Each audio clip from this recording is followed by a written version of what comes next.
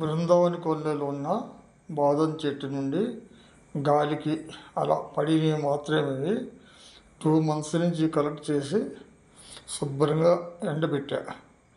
రేపు నైట్ వైజాగ్ వెళ్తున్నా కదా, ఎల్లుండి అక్కడ ల్యాండ్లో వేస్తా.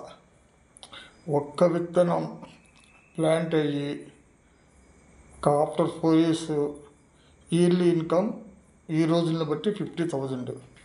క్లీన్ చేయగా ఇంత డస్ట్ వచ్చింది. ఇదంతా ఎత్తిపోయాలి. వీటి వల్ల చాలా లాభాలు ఉన్నాయి. ఇవి ఇంచుమించు 80% డ్రై అయిపోయినాయి.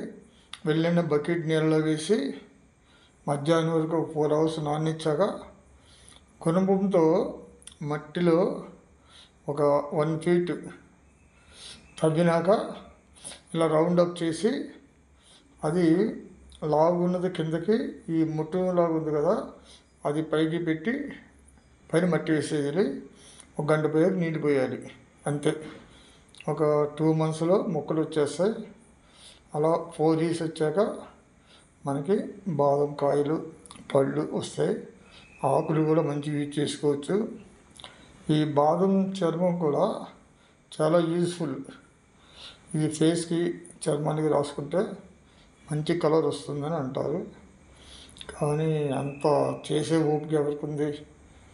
ఏదో కొనేసుకోవడం, మెడికల్ షాప్లోనో ఫ్యాన్సీ షాప్లోనో రాసేసుకోవడం ముఖానికి. అది విషయం. Okay, bye.